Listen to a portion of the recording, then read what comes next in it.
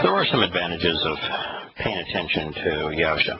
Yahusha is the actual name of the individual called Jesus Christ by Christians. There is no Jesus, there was no Christ.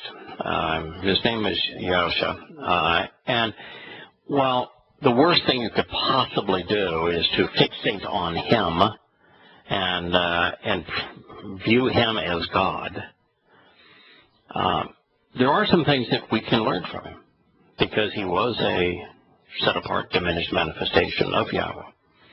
And one of them was, how do you answer challenging questions? So when he was in a situation, he had been out in the wilderness, hadn't eaten for a while, and Hasatan, the adversary, sauntered up and said, "Hey, turn this stone into bread. Have a bite." And of course, the term for bread was the same Greek word that is used for air, which means that it was puffed up, which means that it was yeasted bread. And so Yahusha was put in a position where he could either explain why he wasn't going to do that, or he could simply quote Yahweh's testimony. He chose to quote Yahweh's testimony.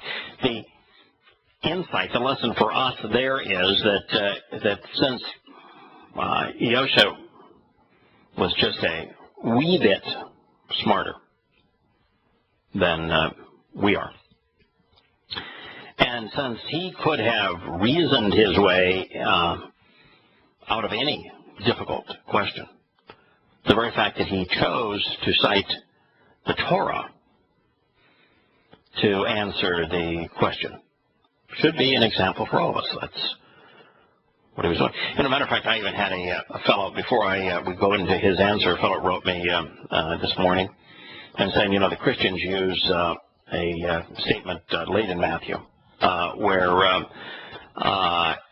Yahusha was talking about the greatest statement in the Torah.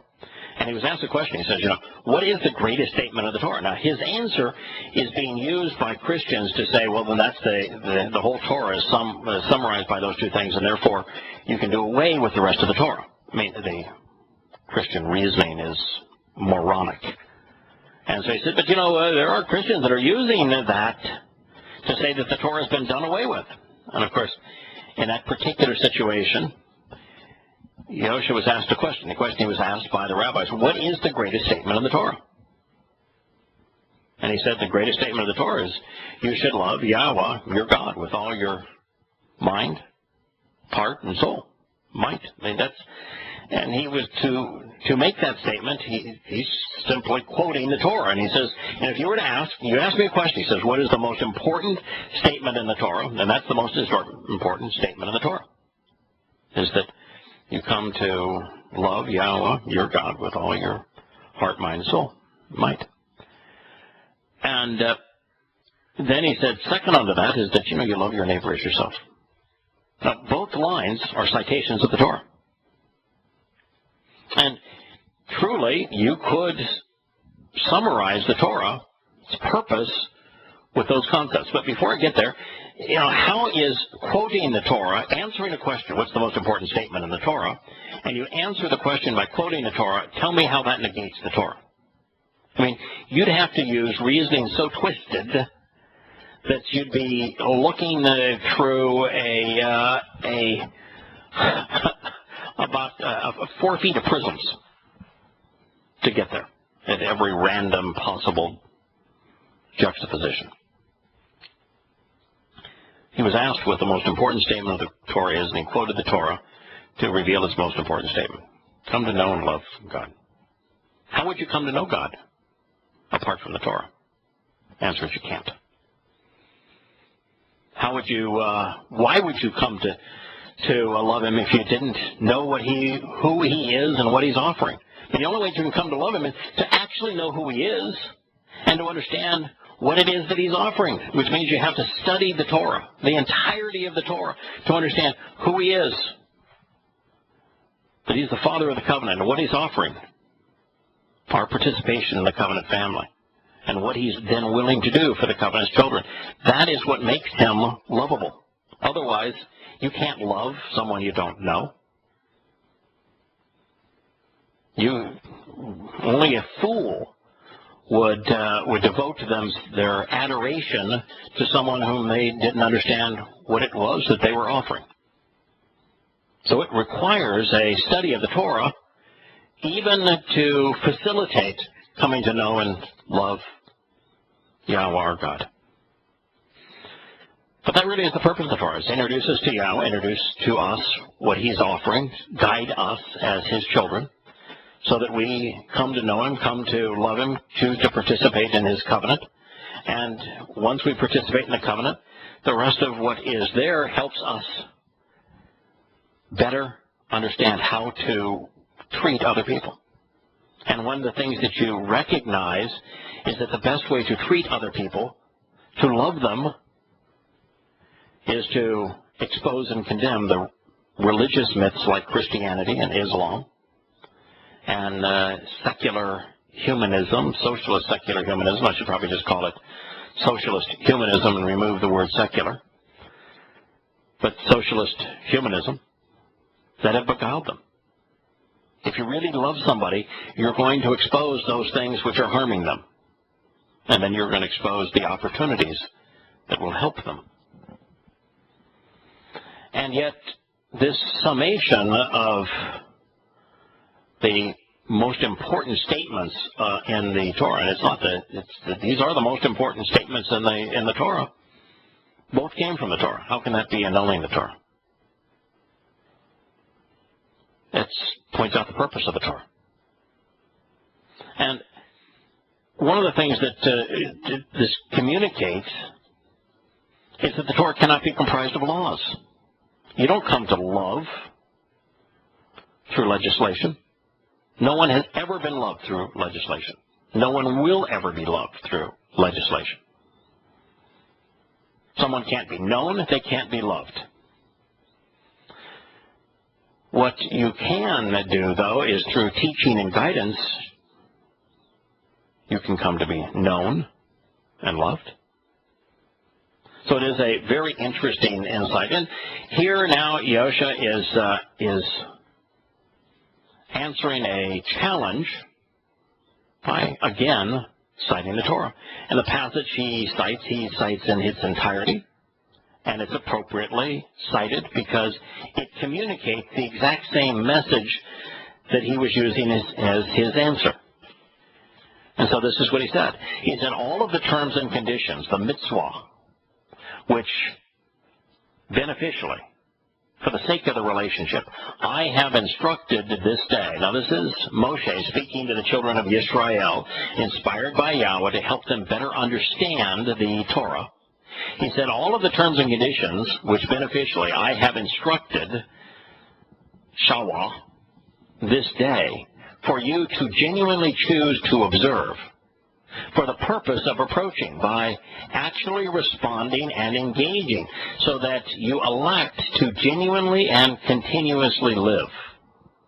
And in addition, you choose to be totally and completely great, actually increasing in every possible way, so that you will be pleased to arrive, and also so that you will become an heir, accompanied in the realm, which beneficially Yahweh promised in a sworn oath to your fathers.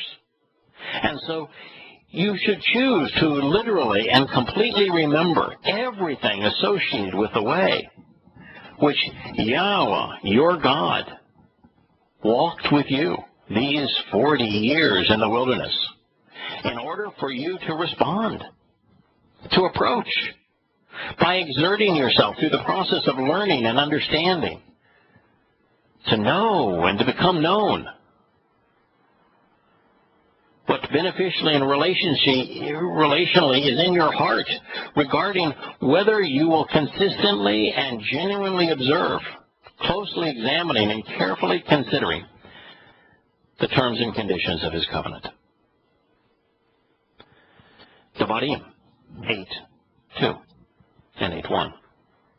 What's so interesting about this is that if you're going to render what God has to say, first thing you're going to have to do is learn Hebrew. You don't have to learn to speak Hebrew. You don't have to learn to comprehend Hebrew by listening to it. In fact, I'm not even sure that'd be helpful. But what you do have to do, because God only reveals himself in Hebrew. There's no such thing as the tongues of angels. God only communicates in Hebrew. Full stop. And so if you want to know what God said, you need to learn Hebrew. Now, it doesn't mean you need to be able to speak it fluently, to engage in a conversation in it. It means you need to be able to read Hebrew words and know what they mean. Lots of tools to do that. In fact, the world is absolutely awash in tools to do that. Now, every one of the tools that help you do that, Hebrew-English dictionaries and lexicons, and Hebrew-English interlinears, are products of religious institutions. They are flawed. They are dirty. They are dented. And so if you're going to do this, you're going to have to invest some time. It's not going to come easily, but it's something that you need to do if you want to know what God is saying. If you want to know God's will for your life, you're going to need to spend time learning Hebrew. No shortcut around it. But to do so, you need to recognize that the tools that will enable you to do it are dirty and dented. Doesn't make the process any less productive or enjoyable. In fact, it's kind of the fun of the whole thing is being able to wield the tools that you know are flawed into a text that you know is perfect. Because once you start translating what God said from the proper perspective, and what's the perspective? Yahweh is our Father. The covenant is his family. Everything in the Torah exists to introduce us to Yahweh as our Father so that we will choose to get to know him, to love him, and want to participate in his covenant. His children. The entirety of it exists for that purpose. Once you have that as your perspective, which was the answer that Yahusha gave to those who questioned him about the most important statements in the Torah. Once that is your perspective, once you are there, then you're in a position to be able to use these flawed and dented implements to properly ascertain the perfect testimony of Yahweh.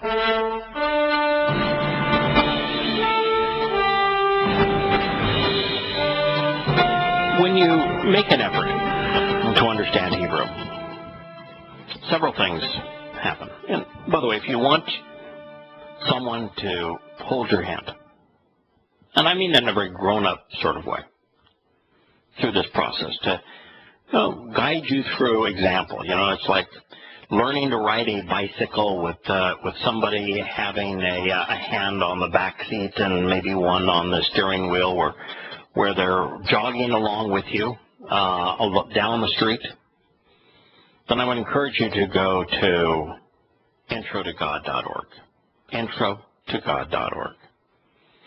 And in the first section of that book, which is a couple of, maybe 1,000, 1,200 pages, something of that nature. The first segment is called the Word segment. And in the Word segment, I'll introduce you to the tools. And I'll introduce you to the oldest manuscripts, introduce you to the Hebrew alphabet, introduce you to Hebrew grammar, and then to the tools, these dented and flawed tools that we can deploy to go about understanding what God is saying. And it's really not all that complicated, and the single most important aspect to engaging in this ultimate voyage of discovery is to have the proper perspective. Single most important aspect. If you don't have the proper perspective, you're going to end up with the same kind of rubbish that the religious publications have, which is why I can't recommend any translation. If your perspective is flawed, your ability to translate will be unproductive.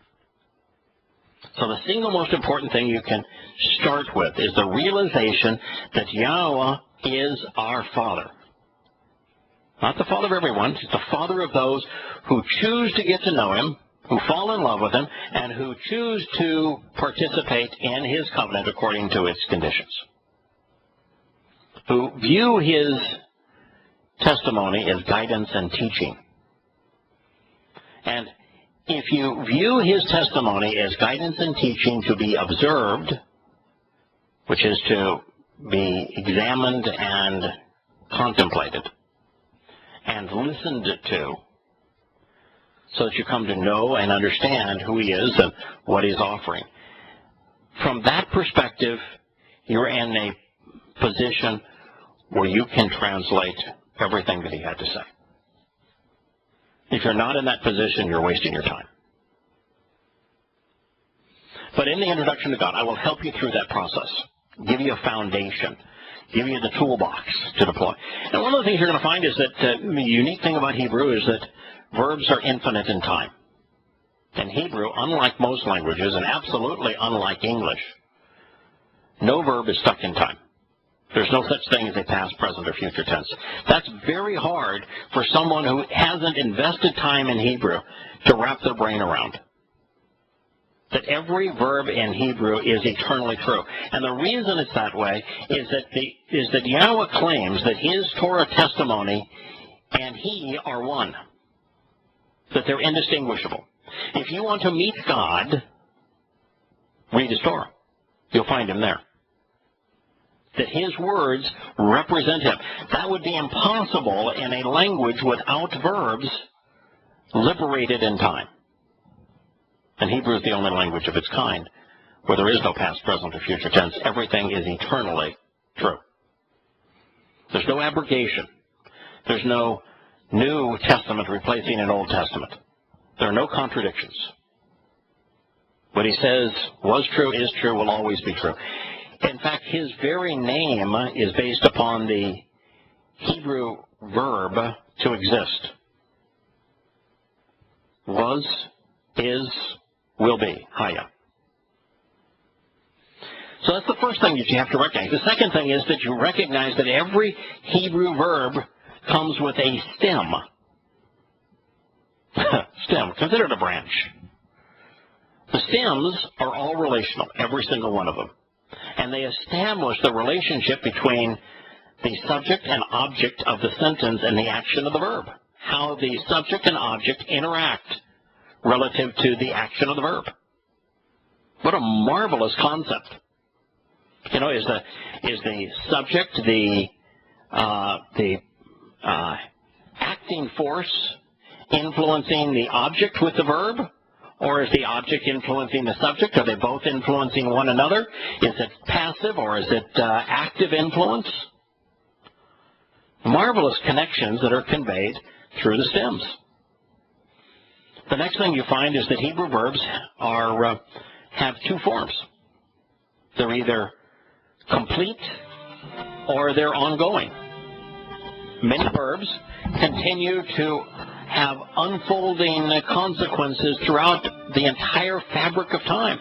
Some things, whether they be in the past or the future or even in the present, are a completed action with nothing more that need to be done. And then we find that there are moods, and almost all of the moods are volitional, subject to free will.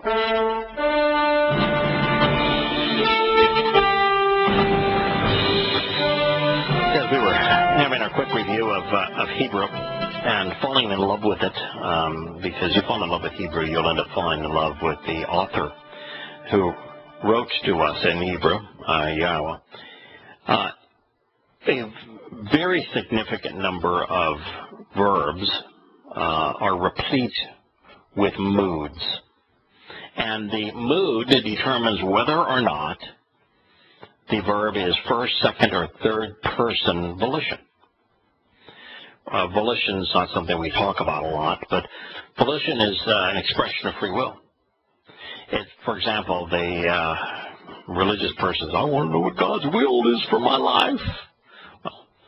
if God has a desire, if he has a will, he will speak of it in first-person volition, the cohortative form, for example. And so there is a mood that expresses first, second, or third-person volition. What is your desire? What is your will? What is your choice? Always under the auspices of free will. So that is the color and the shades and the palette that the Torah is conveyed. These are marvelous colors, marvelously intricate and revealing brushstrokes, where every word is a treasure.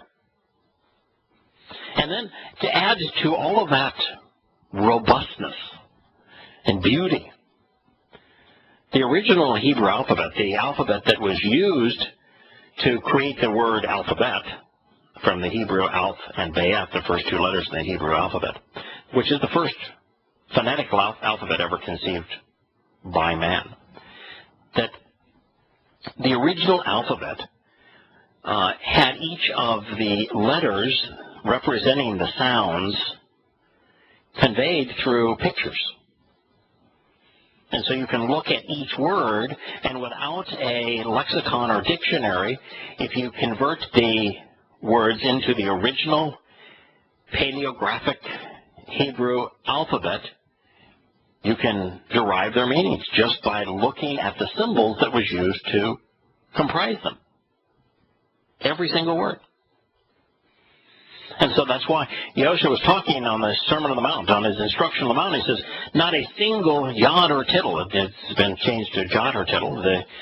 The jot is really a yod. It's the smallest letter in the Hebrew alphabet. It's the first letter of Yahweh's name. It's his arm reaching down and out to us with an open hand. That's the letter Yod, which was called the jot in Greek.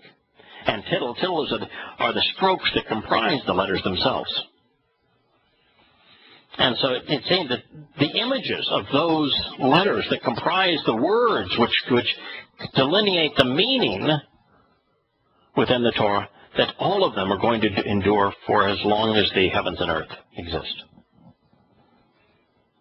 It was telling us what's so very important. So first he gave us perspective, and then he gave us the tools. This is the palette from which to understand God's communication. It's not hard. I am not a linguist. I am not a scholar. And yet, I do it. And the only reason I do it is because I love it. Why do I love it? Because I love the author. I love his way of communicating. I love the insights. I just love going on the voyage of discovery with him. It's fun.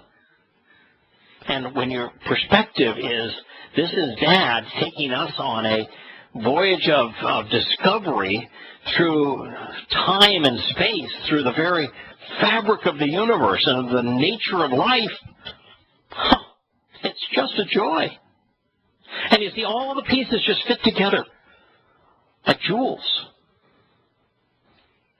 Now, as that relates to this particular statement, where it says all of the terms and conditions, the mitzvah, when you recognize that mitzvah cannot be rendered commandments in this statement, and then you study what can mitzvah be and work in this statement. What does it say? All of the kol mitzvah, followed by asher. Asher has two connotations in Hebrew. One is to make a relational connection, so for the sake of the relationship. So all of the mitzvah for the sake of the relationship. Or it can convey benefit, fortuitous, merciful benefit. So all of the mitzvah, which relationally, which beneficially, I have, the next word is shawah, T-S-A-W-A-H, shawah, which I have instructed. Shawah is providing direction and guidance. You can not instruct with a command. You cannot provide guidance with a command. A command is an order to be followed. A command isn't something which imparts guidance.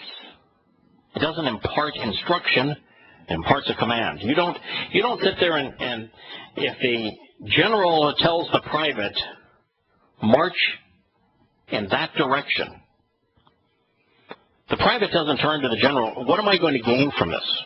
What do I learn from this? Where am I going? Why am I doing this? It's an order. You just do it, and you don't gain anything from it. In fact, that general might be commanding you to march right into your death. But you're not in a position to question him, and if you don't question the order, you have no hope of understanding it. You just do it. Thoughtlessly, do it. And that would be the nature if mitzvah was a command, as all the religious publications would have you believe. But if mitzvah is a term and condition of a relationship agreement, and there's only one relationship agreement in the Torah, that's the covenant. If it's a codicil of the covenant, if it's a condition of the covenant, it's the terms of the covenant, whether they be the terms that we must respond to participate in the covenant, or the conditions that Yahweh has delineated that are the benefits of the covenant for those who participate. It's the terms and conditions of the covenant, all of them, the mitzvah, which beneficially and relationally that Moshe, as a result of having studied the Torah, provided by way of guidance, by way of Shawah, instruction. This day, which he asks us to choose to continuously observe. Here's the verb, shamar. Yes, I had a fellow wrote me yesterday. Oh, it must have been he gave me his book, and he gave me I don't know how long the letter is, but it was by way of attachment. I don't know if it was 10 pages long. Wanted to convince me that shamar meant to guard. In the sense of, I don't know how you guard the Torah or you guard the covenant. I mean, that's as I wrote him back, says, what does that mean?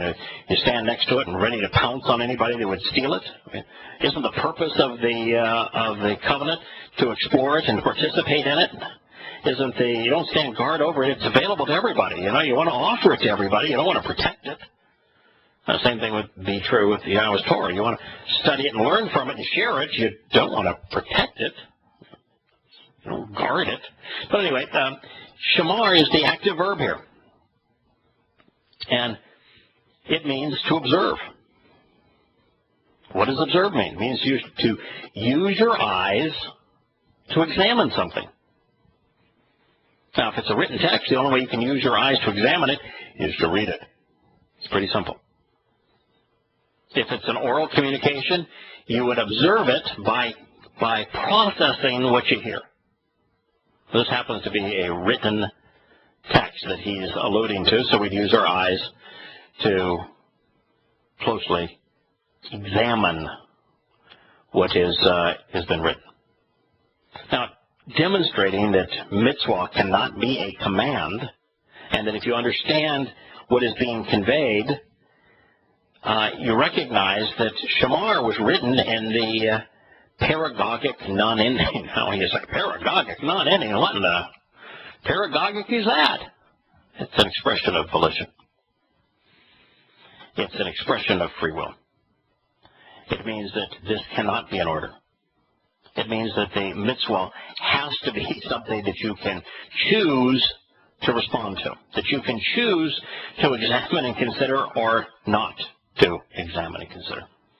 Because observation here is written under the auspices of free will, where it is our choice as to whether or not to consider it or to reject it. Commands don't come with free will. The terms and conditions of a relationship have to be free will. Because if a relationship isn't presented on the basis of free will, then it is not a relationship anymore. It ceases to be a relationship if it's imposed. And so by considering the words, you would examine guidance. You would examine teaching. You don't examine an order. You follow the order. You obey the order. The very text of God's testimony, once you understand who He is and what He is offering, enable you to translate the meaning of the words and to understand them. All you have to do is have an open mind and view things from the proper perspective. And when you do, all the pieces fit together. And so this becomes not every commandment which I have directed this day you are to keep, changing Shamar observe to keep, changing mitzvah to command, changing shawa instruction to direct. And that's what the flawed tools would drive you in that direction. But only if you're unwilling to look at the colors and shadings of the palette that Yahweh has used to communicate with us. There's no free will associated with a command. There's no instruction associated with a command. And so, if you look at the words that follow, you recognize that mitzvah cannot be a command and that shamar cannot be keep. You can't keep a term. You can observe the term. You can examine the condition. But you can't keep it. You can't guard it. And so, when you take the time to look at the elements that comprise the palette that Yahweh is using, you unlock the mystery of understanding. All of the terms and conditions, which beneficially I have instructed on this day, are for you to choose to observe. All right, in our last segment, we're going to make a little more progress through this statement. It says, all of the terms and conditions which I have beneficially and for the sake of the relationship, which I have instructed, providing guidance on this day, for you to genuinely choose to continuously observe. It was continuously because this was written in the imperfect conjugation, which means that it's ongoing. It's for the purpose of approaching. Law is a preposition in Hebrew that speaks of not only purpose, but to come near, to approach, to draw near. So for the purpose of approaching, by actually responding and engaging, ashah is a very important Hebrew word. Simplistically, it could be translated do. But I have found, though, if you translate it do simplistically, then you miss the wealth of knowledge that is being conveyed. Now, if God gives you a condition for participating in His relationship, which He provides by way of guidance, which He encourages you to examine and continuously consider for the purpose of approaching, and you simplify all of that to do, then you're back to the command. Do what I tell you to do. But if you recognize that it is much more accurately communicated when you say that I want you to use your close examination and your careful consideration of the guidance relative to the beneficial terms for the purpose of approaching by responding, by engaging, by acting upon them. Then what you have is something that is consistent from beginning to end. So that, it says, you elect to genuinely and continuously live. So the purpose of the closely examining, carefully considering the guidance which is beneficially associated with the terms and conditions of the covenant relationship is that by responding to them, you are choosing to live forever. Chaya. Chaya is extraordinarily similar to the basis of Yahweh's name. The only difference is that the CH as opposed to the plain H at the beginning. And so rather than being Haya, it's Chaya. But it's the continued existence of life. So the means of continuing life forever, having life restored and revitalized, existing forever, is choosing to continuously observe, closely examining, and carefully considering the directions and guidance associated with the benefit of the terms and conditions of the covenant, the mitzvah. That's what this is saying. That's what you learn if you're willing to invest the time understanding Hebrew, the palette that Yahweh has chosen to communicate to us. Now, we are communicating here in English. We are thinking in English. We're processing this information in English. And yet, we're garnering all of the shadings and moods and stems and conjugations from the full reservoir of information that is laden into every one of the strokes of these Hebrew words. And that's how we come to the place where we can come to know Yahweh and fall in love with Him. That's where this leads. You want to live forever? Pay attention to the terms and conditions of the covenant. They have been provided as teaching, as guidance, which when we carefully observe, closely examining, that we actually have the opportunity to approach Yahweh, to engage in His covenant, so that we live forever in His company. And then it says, and in addition, you will be able to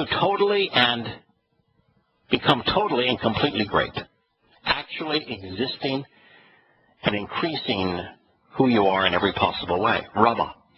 Rabbah means to multiply, to increase, to become great. You see, it's not just the benefit of the covenant. And this is where so many people just shortchange everything in this view of salvation, that they view that God grants them eternal life. No, He doesn't. What God does is invite you to participate in His covenant in accordance with its terms and conditions. And those who are His children, because they have chosen to engage in the covenant, that God not only provides them with eternal life, but something that's vastly better than eternal life. Multiplication, becoming vastly greater than what you are. You get the same math that shows the scale between Yahweh and Yosha as a diminished manifestation of Yahweh. We then get the benefit of that scale going the other way by multiplying everything we are by the speed of light squared. That's what He's offering.